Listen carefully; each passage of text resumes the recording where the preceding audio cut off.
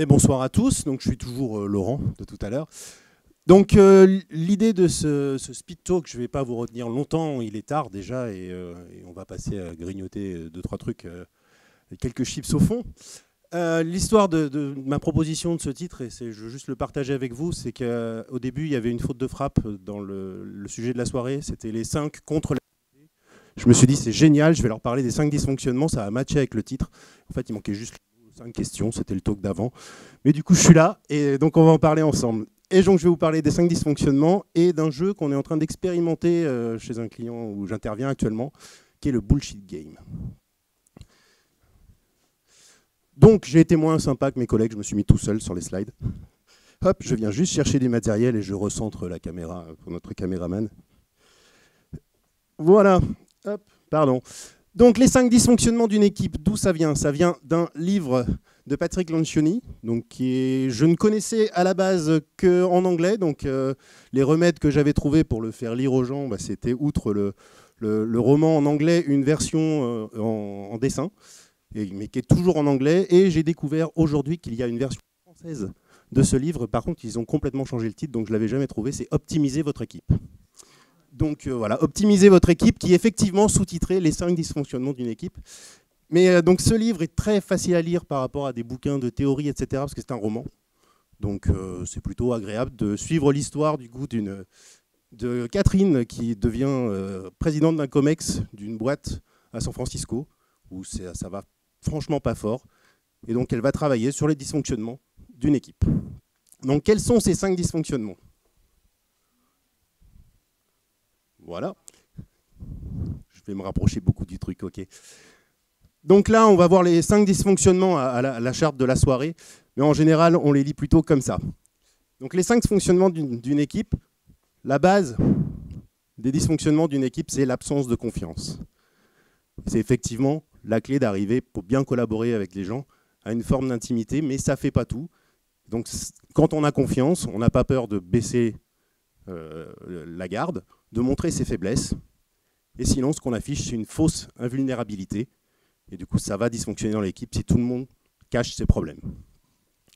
Ensuite, au-dessus, on a la peur du conflit. On est capable de voir que son collègue va faire un truc qui n'est pas bien, mais on préfère pas le dire. Voilà, parce qu'on veut garder une harmonie dans l'équipe, donc une harmonie artificielle. Le manque d'engagement. Ouais, on valide en mode ouais, on va le faire. Alors tout le monde est responsable, mais tout le monde est personne en fait. Du coup, ça amène une ambiguïté sur qui va faire les choses, parce que tout le monde est d'accord, mais personne ne s'engage.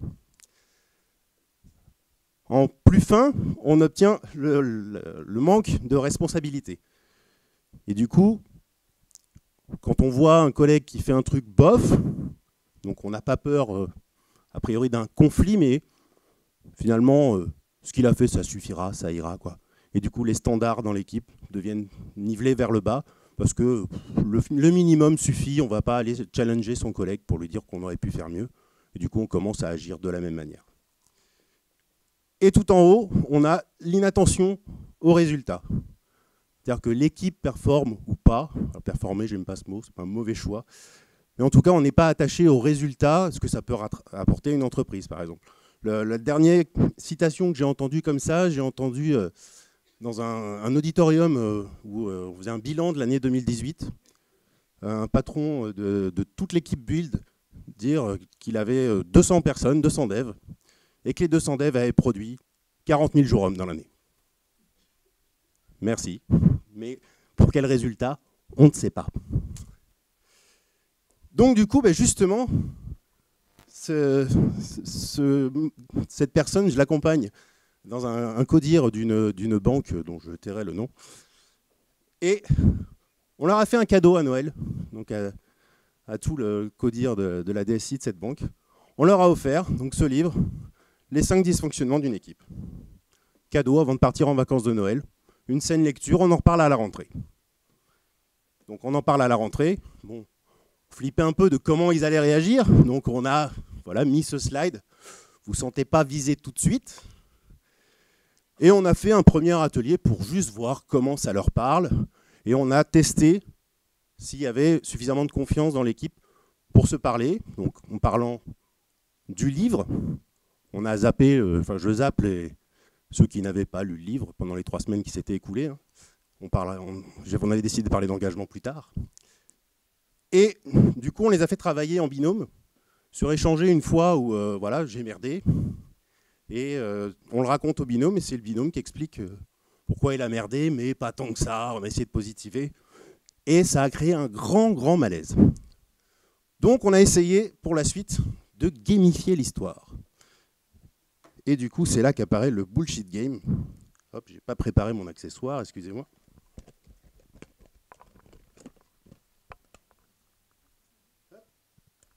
Et ce qu'on leur a dit, c'est que la fois d'avant, la seule chose qu'on aurait dû faire pendant qu'ils nous racontaient leur dernier fail, enfin, qu'en fait ils s'entendaient bien, c'est ça.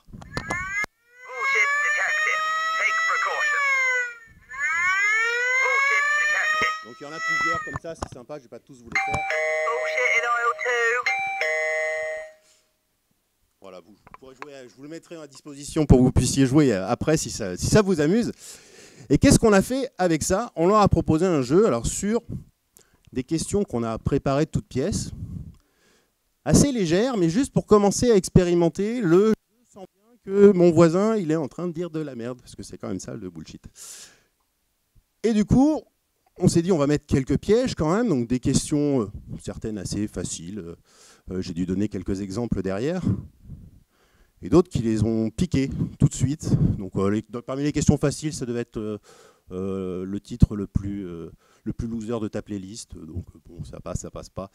Et quelques questions qui ont fait remonter des gens qui ont eu envie d'appuyer sur le buzzer. Notamment la deuxième que j'ai remise ici. Comment appliques-tu les 4 valeurs du manifeste agile au quotidien?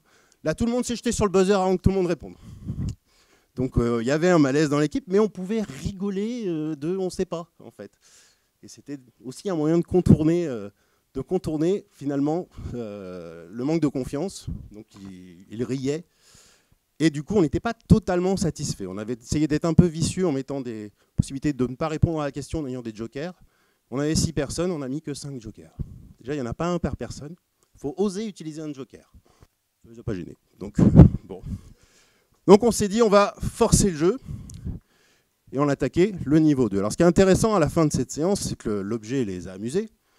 Du coup, tout de suite, ils se sont dit, super, on va l'utiliser en réunion. Ok, nous on était contents. Allez-y, utilisez-le en réunion.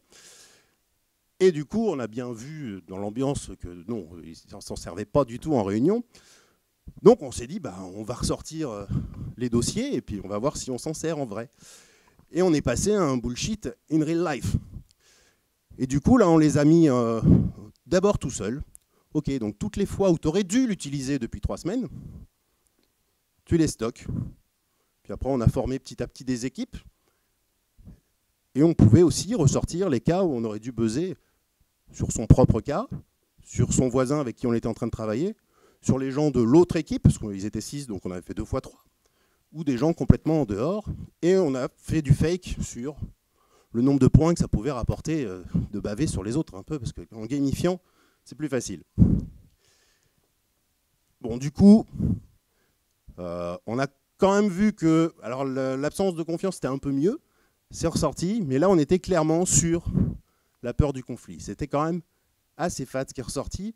Et le moyen qu'on avait trouvé pour leur montrer qu'ils étaient bien dans une harmonie artificielle, c'est qu'en fait, c'est exactement le slide qu'on leur a proposé, sauf la mise en page, bien sûr. On avait mis des petits logos là, devant les items. Et en fait, sans le savoir, ils étaient en train de répondre à un quiz de magazine féminin.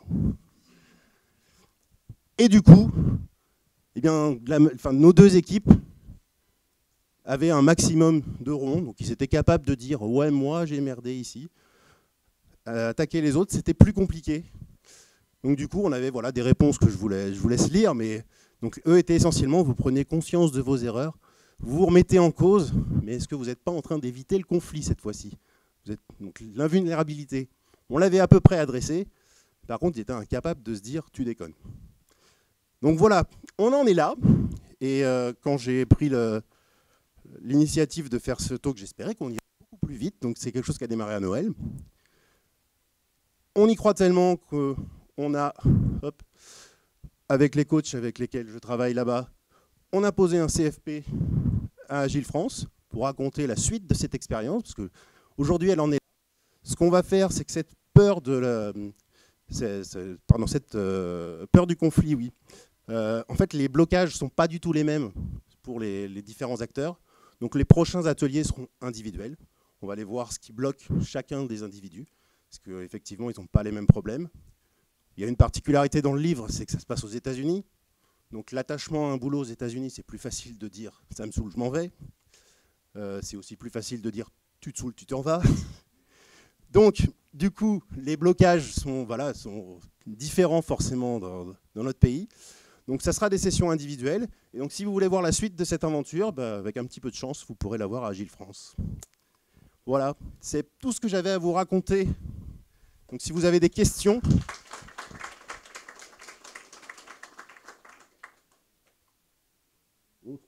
Autre que prête-moi ton buzzer, hein, mais je peux aussi.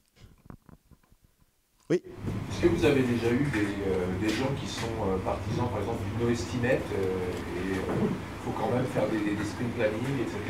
Et voilà. Alors, moi, je veux bien les rencontrer, les partisans du no estimate. J'en manque, je trouve. J'en rencontre et effectivement, il y a ce côté besoin de planification où il y a eu quelques réponses sur des moyens d'y répondre autrement dans le talk précédent. Et effectivement, ce qui est important sur ce sujet-là, je pense qu'on est un petit peu ma réponse est un petit peu en dehors, c'est le temps qu'on passe à estimer, l'estimation va être fausse de toute façon. Donc allons vite et n'estimons plus, effectivement. Après, je pense qu'il y avait beaucoup de réponses dans le talk précédent sur estimer autrement. Et le story point est peut-être un point pour aller au-delà vers du no estimate. Effectivement, j'ai entendu parler de la suite de Fibonacci, de même sortir du 1, la story elle est bien, ou elle est trop grosse. Finalement, il n'y a plus que 2 unités. Et c'est un moyen aussi de mettre en place, d'utiliser, ne plus avoir d'estimation, c'est de passer à la story est bien, ou elle est trop grosse, il faut redécouper. Et donc on ne perd pas de temps à estimer. C'est un moyen aussi. Je ne sais pas si ça répond à la question, j'ai pas réussi à refaire le lien avec le sujet. C'est une question difficile, parce que moi j'ai pas de réponse, c'est vraiment pour avoir un retour d'expérience. Ouais. J'ai pas de réponse là, mais on peut essayer d'en rediscuter à plus nombreux peut-être, si d'autres personnes veulent échanger avec nous. Oui, mais les dysfonctionnements d'une équipe sont applicables à tout niveau, donc pour une majorité de Scrum Master dans la salle. C'était quoi le niveau d'âge? Est-ce qu'il y a un rapport avec la maturité des gens qui étaient là-bas? Non, on est dans une équipe qui dysfonctionne en fait. Et je fais pas de lien avec l'âge, effectivement. C'est peut-être c'est là aussi où va être l'intérêt de nous de voir les gens individuellement. Je pense que c'est les facteurs de motivation de chacun qui font qu'on est arrivé dans cette situation aujourd'hui et qu'elle a du mal à évoluer. Il y a clairement un problème peut-être politique ou derrière ou ce genre de choses. C'est effectivement le haut de la pyramide aussi amène ça, l'inattention aux résultats. C'est qu'on n'est pas intéressé par les résultats de la boîte, on est juste intéressé par se faire briller soi aussi. Et du coup, on n'est plus attentif aux résultats de l'équipe. Et fortement, ce qu'il peut y avoir derrière, c'est un problème d'ego. C'est tout à fait possible. Et CFP, ça veut dire quoi? Un call for paper, on a proposé un talk d'1 heure sur ce sujet, en espérant finaliser le jeu standard du premier atelier. On réussit à en faire une jolie petite boîte pour en distribuer. On n'a pas encore, ou au moins le publier en Creative Commons d'ici là. Oui. Est-ce que le fait de présenter ça comme les 5 dysfonctionnements d'une équipe et non pas les 5 points importants à travailler pour une équipe, donc en gros de regarder plutôt le côté négatif que le côté positif, comment ça se justifie? Est-ce que ça a un intérêt ou c'est juste un hasard, je sais pas, comme ça Alors, effectivement, c'est comme ça que c'est documenté. On retrouve souvent, quand on recherche les 5 dysfonctionnements, simplement la pyramide. Mais effectivement, j'aime aussi formuler plus simplement ce qui est exprimé dans les équipes et ce qui est ressenti que le côté purement négatif de l'absence de confiance. Est-ce qu'on constate des gens qui ont l'air faussement vulnérables, peut-être? Ça reste négatif, mais c'est des... Plutôt tout simplement, la base de la pyramide, plutôt que de l'absence de confiance, pourquoi est-ce qu'on ne met pas la confiance? Et puis au-dessus, je sais pas comment dire. Alors tu pourrais avoir la confiance, la peur du conflit, ça serait... alors j'ai le terme anglais du livre, le disagree and commit en fait. La solution, c'est effectivement d'être capable de s'engueuler et de s'engager ensuite, enfin de s'engueuler, d'affronter des arguments contradictoires, quitte à les pousser fort. Mais par contre, quand l'équipe décide, même si on n'était pas d'accord à la base, on suit l'engagement de l'équipe. D'où le disagree and commit. Même si on n'était pas d'accord, une fois que l'équipe a pris une solution, et c'est finalement plus long à exprimer et peut-être plus difficile à synthétiser dans une pyramide, juste l'idée du deuxième niveau de disagree and commit à expliquer. Mais effectivement, si c'était plus positif, ça pourrait être sympathique. J'ai pas réfléchi à ça. Personnellement, je n'en suis pas convaincu du tout. Hein. Je pose la question simplement. Non, mais en termes de vocabulaire, effectivement, c'est toujours mieux d'orienter les choses positivement. Et effectivement, on peut le percevoir de manière exclusivement négative. Je comprends la question. Ça fait résonance avec le projet Google Aristote, où Google a découvert que c'était les facteurs de performance d'une équipe. Et alors c'est pratiquement ça. Le facteur le plus important, c'est l'absence de sécurité psychologique. En deux, via la confiance. Et c'est l'absence de sécurité psychologique, en fait, qui fait aussi qu'on n'ose pas, on n'ose pas montrer qu'on n'est pas en harmonie. Oui. Ça vient de ça. Le fait qu'on se bride en se disant je vais être jugé, je vais être viré, je vais être critiqué, tout va bien. C'est vrai que derrière la confiance, il y a le droit à l'erreur, le droit de dire je ne sais pas, le droit de dire je me suis planté. Et si on ne se sent pas en confiance pour le faire, c'est une forme d'intimité déjà, donc c'est un degré élevé de collaboration. C'est la base de cette pyramide. On est déjà dans des choses super fines qui sont censées être avancées pour une équipe et qui pourtant manquent cruellement. Et quand ça manque, tout le reste manque, effectivement. On parle aussi de stupidité collective. Quand on est dans l'harmonie artificielle totale, dans le je n'ose pas, j'ai peur de tout, il vaut mieux... Dans l'harmonie artificielle, l'arme idéale est le rire, en fait.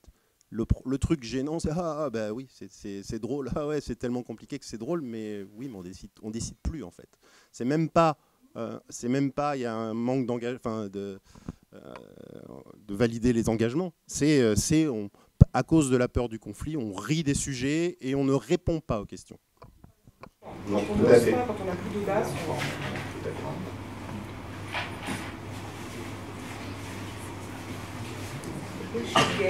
on vente. Comment? Pour aller acheter.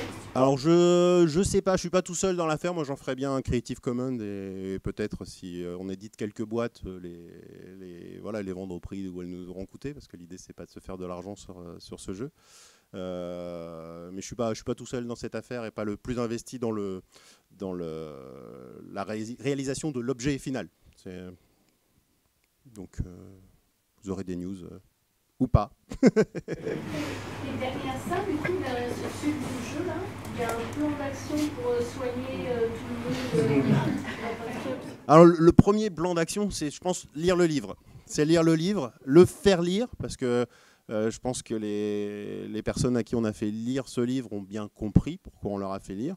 Après, l'accompagnement qu'on fait derrière, c'est de se rendre compte que finalement, vous estimez que vous n'êtes pas là, mais non, en fait, vous n'êtes pas là encore. Donc on les aide à se rendre compte où ils en sont dans cette démarche. Est-ce que l'équipe y est surtout? Et après, j'aurais du mal à dire qu'on va faire un jeu avec un guide d'accompagnement de personnes. Je n'ai pas cette prétention-là. Je pense que c'est un outil qu'on utilise, nous, en plus d'un accompagnement. Et en fait, ça amène à la transparence, l'inspection, à l'adaptabilité. Oui. Du coup, ce jeu-là, c'est un levier d'amélioration continue. Oui, et c'est la partie aussi gamification, dédramatisation. C'est plus facile de dire, que de gueuler en disant tu dis n'importe quoi que d'appuyer sur le bullshit. Voilà, le bullshit, ça paraît marrant, mais du coup, en même temps, ça crée plus de solidarité au sein de cette équipe où c'est difficile pour une personne de dire non, je ne suis pas d'accord avec toi, parce que comme il y a très peu de cohésion, les autres ne vont pas soutenir la personne qui ose contredire. Alors que appuyer sur le bouton, finalement, on se trouve plus de copains pour venir expliquer pourquoi il a appuyé sur le bouton que pour venir argumenter avec moi quand je dis t'as tort.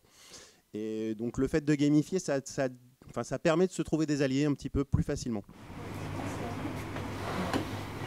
Oui. Est-ce qu'on peut trouver un buzzer en moins de 24 heures peut-être Amazon. Voilà, sur Amazon, celui-ci est dispo et je crois qu'il est aux alentours de 6 €.